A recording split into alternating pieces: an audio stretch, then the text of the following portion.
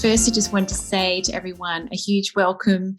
And I think today really is a day to celebrate because we are here as a community. We all have been on our own skin journeys. We know how challenging it can be. And just like Erica mentioned earlier, the key really is for us to not feel alone in this. It doesn't have to be hard. And I know this because for many years I did struggle on my own as well. And so the theme of my presentation today is really about just planting a seed. Like, I don't know where you are on your skin journey, and it could be anywhere from where I was maybe about 7 years ago when I probably hit my lowest point in terms of confidence. And I was losing about 60% of I got to the point where I lost about 60% of my pigment by that point. And I really felt so ashamed of my skin and my body. And I was, feeling kind of like in the way that Erica was describing earlier. So I don't know where you are, whether you're at that point or whether you are a little bit further along where you're becoming more comfortable in your skin. However, wherever you are on your skin journey, I just wanted to reassure you this evening or this afternoon, depending on where you're joining us from, that we're here together. You're not alone. The fortunate thing is that we have plenty of support today. And the other great thing is your skin, no matter how it shows up for you, does not need to stop you from living a great life. Like, you can still go after all the things you want in your life. And so my goal really tonight, and I've got about, maybe 10 minutes with you guys or 10, 15 minutes with questions, is just to really plant a seed because, wherever you are now, we can't really go from feeling ashamed about our skin to loving our skin in a click of a finger. It just doesn't work like that. And I have learned through my own journey, through training to be a coach and working with other people to help them feel more at ease in their own body and skin, is that it does take time, but it's a wonderful feeling to have that seed planted, to know that there is hope, that there's possibility, that this doesn't need to keep us feeling stuck and trapped. And that for me was a big turning point for me, just to see that there, is a possibility that maybe I didn't have to feel so ashamed and feel so stuck in my skin. Now, I had created some slides that I was trying to get up, but I am noticing that I've got some internet issues today. I live in the countryside of England, so it's not always the best. So I'm going to give it one more try. And if I can't get it up, it's fine, because I can just talk with you and then you can see my eyes and it might be even better. So let me give it one more try. And then I will make a decision on that. So I just need to share my screen, which is here. Okay. Right. Let's see if you can see this. You see that, everyone? Yeah, the technology gods are helping me out. So can you see that, everyone? Hopefully you can. Great. Okay. So this is all about summer and how we can feel good in our skin, because as Erica had mentioned, with vitiligo, summer can be a time where, it's nice to be, feeling warm and be able to put on summer dresses and go for a swim. For people with vitiligo, it can actually be a very stressful time. And I know that because I grew up on the beaches of the Gold Coast in Australia. I used to spend all my weekends at the beach. And then when my vitiligo started to really spread, I'd say more in my late 20s, in my 30s, it changed the way I saw summer, and it changed the way I felt about the beach. And that was a real shame. And so my goal is to help you see a little different perspective on this. So I'm Natalie. I am a coach now, and I created initially a blog called Everybody Beautiful about 6 years ago, and started sharing my story on Instagram as well. And you can find me at Natalie Jones_rise at Instagram. And I started sharing my story because what really helped me was about, as I said, when I hit my sort of rock bottom in confidence, I started looking for someone who had created something positive out of this experience. And I only needed to meet one person or see one person online. And I did see someone. And when I saw her, and she was actually healing her skin, and I thought, great, if it's humanly possible to live a good life and be happy in my own in my own skin, then if it's humanly possible for someone to do it, then it's possible for me. And I just needed to work out how to do it. So I set about studying nutrition and mindset and cognitive behavioral coaching. I tried to understand how I could heal my skin, how I could be happy. And along the way, I did find that there's lots of things we can do to support our skin. And Kay talked about that today. And I share a lot of the philosophies that Kay mentioned about that type of whole foods diet. And on top of that, though, I also realized that the way we think, and Erica mentioned this in her presentation, actually, the way we think about our skin, our beliefs, and therefore our actions, they play a really big role. And so that's what I want to talk a little bit more about today. So I just wanted to, give you a quick recap. So my skin journey, I guess I started to develop vitiligo in my 20s. It just was a couple of spots to start with. It didn't really bother me. And then as it started to spread later on, I became someone who was very positive, upbeat, and extroverted to someone who really started to hide. And I really felt ashamed of my skin. I felt ashamed of myself. And the silly thing was, even when I covered myself up, so say I went to the beach and I wore a caftan and had myself covered so people couldn't even see my skin, and I was wearing makeup and I was covered up, I felt like I was an imposter. So it was like a lose-lose situation. Like I either went and revealed my skin, then was embarrassed about that, or I covered myself up and I felt like an imposter. And Nina's given us wonderful tips today. And if there's one thing I've learned is that we should either cover up and be confident, as Nina is helping people to do, or we do what Erica described and actually over time get more and more confident, going into public, showing ourselves as we are, and not feel like I was feeling, which was whichever one I did, I just felt ashamed of myself. I couldn't win. And so what I want to say, it's point number 2, is why vitiligo is an opportunity. Vitiligo, I see now, is an opportunity for you to really get to know yourself and to actually understand what are we saying to ourselves when we go out? Like when we feel ashamed, when we feel embarrassed, or when I was feeling imposter syndrome, when I was actually covering up my vitiligo, is like, what are we saying to ourselves here? And often the things we're telling ourselves is not very kind. Like we would not say those things to our best friend or someone else who maybe had the same skin condition as us, or another skin condition, or maybe it's some other physical thing, because these days we are so hard on ourselves to be perfect. And it's not just people with vitiligo who feel ashamed about their bodies or their skin. It's a bit of it's very widespread these days, particularly with social media. And so what I see vitiligo as is an opportunity now, because it's an opportunity for us to ask ourselves a question. What am I saying to myself? What am I believing here?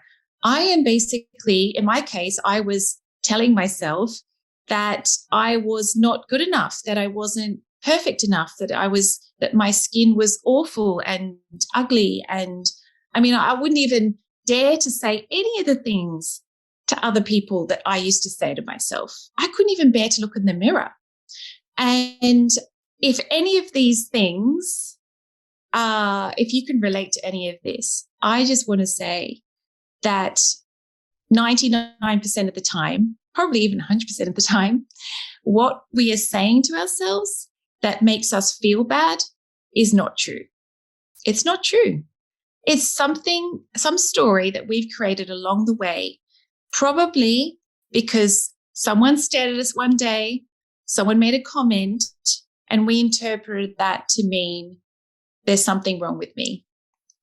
And I just wanted to say today that maybe it's worth spending time questioning that. So that's why I see it as an opportunity. Now, how do we feel more at ease in our skin, particularly at the summertime?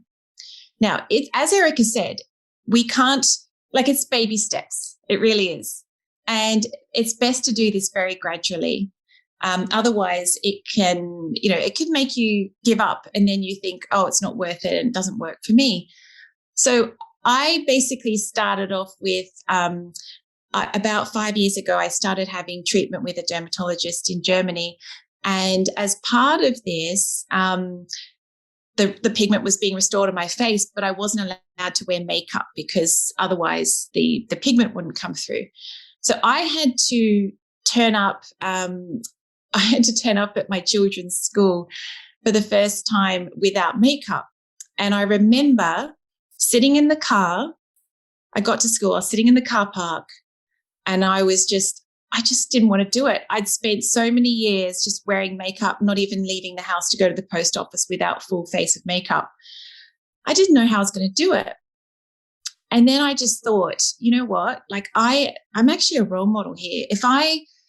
If I'm ashamed of myself, if I'm ashamed of my skin and the way I look, then I am basically sort of demonstrating that that's how my children should feel about themselves, and all the other children here, and even maybe the other women here, the other mothers. I'm reinforcing that concept that we should feel ashamed of ourselves if we're not perfect. So I put on my biggest smile. I put my shoulders back. I got out of that car and I just walked inside the school with my head held high. Now, my face at that time looked like an absolute pizza because I had all the red of I was having treatment, and it was like going in the sun and stuff, and I had dark pigment coming through. I had just all sorts of different colors coming through until it evened out. And so I had to go in there and pretend nothing was wrong. And actually, I came back afterwards and I felt so empowered. I just felt like, oh my gosh, that wasn't so hard after all. And actually, yeah, why should I be ashamed? And so then I went into town to the shops and I did it. And it was a bit like Erica's story. I just started getting used to it and started turning up at events like that. And eventually I just got used to it. And then, so then I realized that actually it was me who was keeping myself in this prison. I was telling myself that because of my skin, until I had perfect skin, I couldn't be happy. I couldn't wear the clothes I wanted to wear. I couldn't wear the dresses I wanted to wear. I couldn't wear bikinis anymore at the beach. So I decided I was just going to do all the things I said I couldn't do. And I'm just going to do it with my skin as it is, because I may not ever have perfect skin. My skin is slowly healing, but it may never be perfect. So I either had to accept that it's not going to be perfect and get on with my life, or spend the rest of my life on the sideline, not showing up, not doing anything, not wearing the things I wanted to wear, and living in a sort of half-hearted way and just wishing that I would have perfect skin again. And I decided I didn't want to live my life like that. And so I created the skin calm method. And the skin calm method is just a little quick thing I want to give you today. It's a little tool, is in case you're at the beach or you're out in the summer and you're feeling a little bit worried about people staring at you. What I've found is that people are, often are going to stare. And I used to think that when people stared, that it was a sign that there was something wrong with me. But what I realize now is that actually it's just people being curious. So the calm method that I teach is C is for catch it, like catch the shame. When we go into this shame spiral, and you might be familiar with this, everyone has their own thoughts about it. But, for me, I would be saying, oh, they're staring at me. Oh my gosh, it's because my skin is awful. I should be ashamed of myself. I shouldn't have worn this. I need to cover up, or whatever it is. I was going in this shame spiral. Is that familiar to anyone? Like, I don't know if you've experienced that. And so the C is to catch it early. And then the A is awareness. So be aware of your thoughts. Like, what actually are you telling yourself right now? And ask yourself, what am I thinking? What thought did I have that created that feeling of anxiety that I'm experiencing right now? And then the next step is L, to let it go. So if you're thinking something that's not very kind, then let it go and replace it with something a little bit kinder. Now, at first, you may not believe it. So it might be something like, instead of saying, oh my gosh, my skin is ugly, I should be ashamed of myself, they're staring at me because it's really ugly. Maybe it's like, well, they're just curious. And, I'm curious as well. They've not seen skin like mine before, but I'm going to be kind to myself, and I'm not going to worry about it, and I'm not going to let it spoil my day. I'm just going to move on, and I'm not going to, sit there lingering about it. And then M is for moving on, and moving forward. And as Erica said earlier, action is really important. But choosing the action. So we could either choose the action of being ashamed and then deciding, I'm never going to go to the beach anymore. I'm not going to wear summer dresses anymore. I'm not going to go to this place or that place because I'm ashamed. Or we could decide we're going to move forward. And I actually am going to learn to embrace showing up in public, going to the classes, going to the yoga classes, going to the gym, going to the beach, meeting friends. And gradually over time, I'm going to learn to accept and love and be kind to myself and my skin, because we don't need to have perfect skin to be happy. And how can you start today? Well, you could start today by just switching one little thought, maybe one thought that you're having, maybe on a recurring basis, about your skin, something that you believe to be true. Like, I honestly believed that my skin was awful, that I should be ashamed of myself, and that I would never be happy until I had perfect skin. And I can tell you with 100% certainty that was not true. That was absolutely not true. And I'm determined to create a wonderful life. And I accept my skin however it wants to show up. And because it's a factor I can't really control. I can take care of my body, and I am, and I nourish it, and I take care of it. And if my skin changes over time, then I can't control that. So I'm learning to accept that. And I think that you will feel a lot more at ease in your skin if over time you can learn to do that as well. Now, I just wanted to move on. You can't see the whole thing, but basically what I would like you to remember every day is to not let skin shame ruin a perfectly good day. So many of us basically feel shame, and it's something we don't talk about, and it's something in society we don't talk about actually. And that's something that doesn't need to spoil your day, because we all do experience it in some shape or form. Everyone experiences shame, even, if people have perfect skin. Be kind to you and your skin, because you deserve it. And I've put there, grab a masterclass. I'm going to talk about this at the end, but I've got more information I can share with you.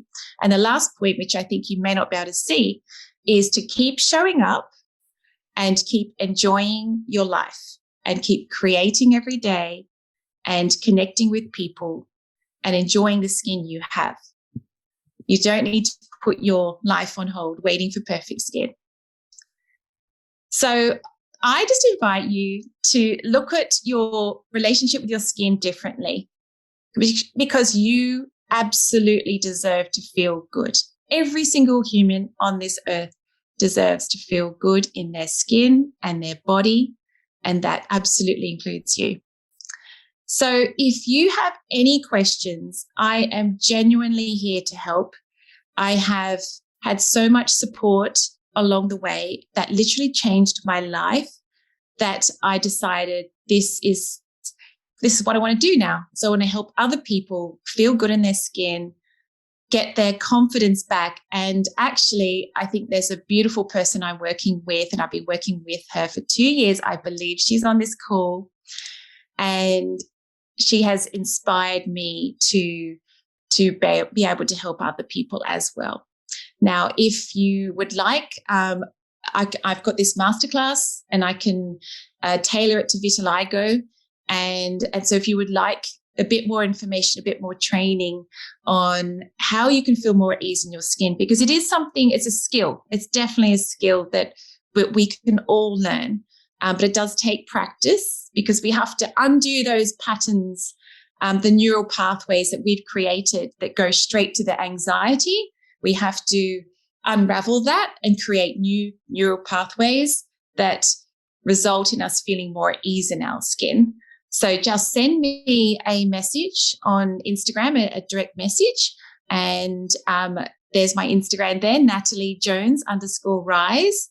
And or you can send me an email if you're not on Instagram. Don't worry. You could go old school and just send me an email, which is at natalie@everybodybeautiful.com. And I wanted to thank Abby, Natalie, Nina, Kay, everyone from the Vitiligo Society for the opportunity to speak with you all today. I hope you all feel that you're not on this journey alone. You've got plenty of support, and you can absolutely feel good in your skin, and you deserve that. And I hope you're feeling good today. So happy World Vitiligo Day. And thank you, Abby and Natalie.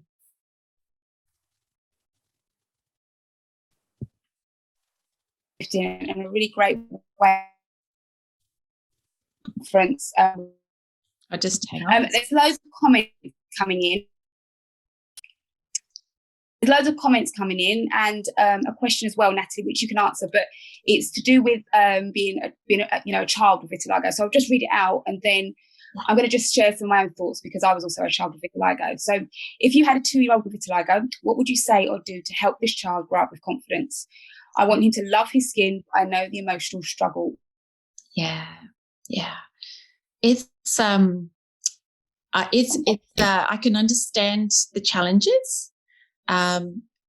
Being a mother myself, I understand how much you love your child and how much you want your child to feel confident and be happy.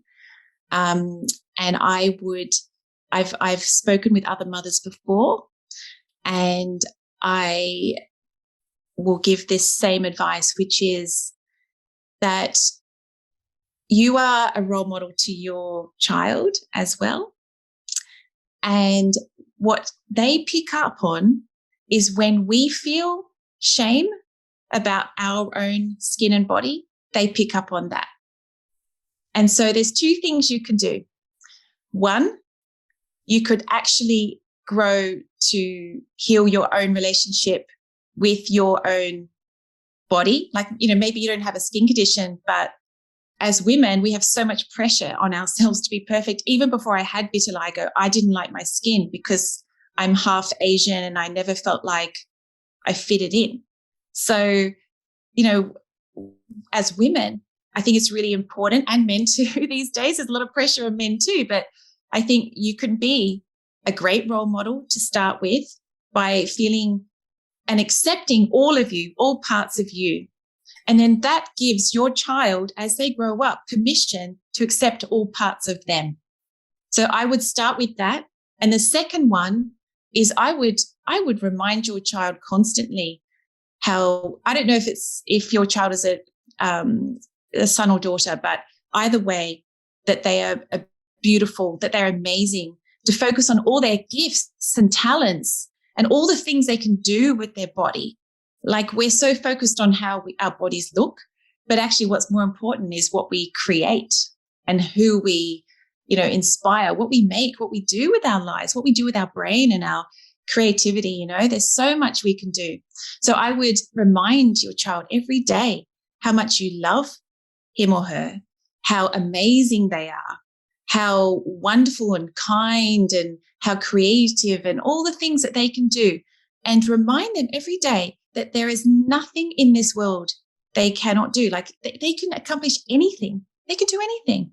And you don't have to focus on the skin. You know what I mean? Like, I'm sure you'll get treatment, if you wanted to, or you get support from your dermatologist. I'm not a dermatologist, and I don't have a judgment as to whether someone should have treatment or not. Like, that's a personal choice. However, I do believe there's two things you could do, which is being a good role model and learning to love and embrace your own body and skin with all its uniqueness, whatever that is. And that gives your child permission to do the same. And then remind them constantly how amazing they are.